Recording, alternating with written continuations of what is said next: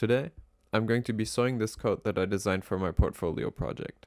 As you can see, there are a lot of raw edges on the outside, since the concept is supposed to be set a few centuries ago. However, the inside is finished with modern techniques, since I still wanted to create a high quality garment despite the outward appearance.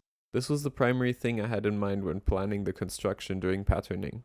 If you're interested in how I created this pattern and hand dyed the fabric for the coat, make sure to watch my previous videos on this project. For the seams where the raw edge shows on the outside, I'm going to carefully mark a line 2.5 centimeters from the bottom edge, and then sew along 1 centimeter from the top edge. On the inside, I finish the raw edges with bias tape and then sew down the taped edge parallel to the seam, giving a clean look on both the inside and outside. On the front and back, I'm sewing in these mesh inserts. The concept of the whole project is traveling the desert, so I like the idea of these inserts letting in air to keep the body cool. I'm going to sew in these 2 strips of fabric that go all the way around the coat and hood, and then hand sew this iron hook as a fastener around the waist.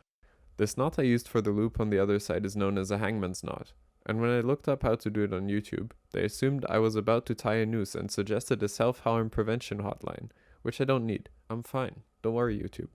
Lastly, I threw the completed coat in the washing machine to open up the raw edges more, after which I trimmed off the loose threads. This is the final coat, which I honestly surprised myself with. I feel like it's really hard to see your gradual improvements over the years, and then the realization that you got better hits you all at once.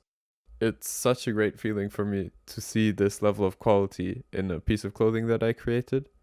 Thanks for watching this far, and if you're interested in seeing me sew the pants and long sleeve that go along with this coat, be sure to follow me.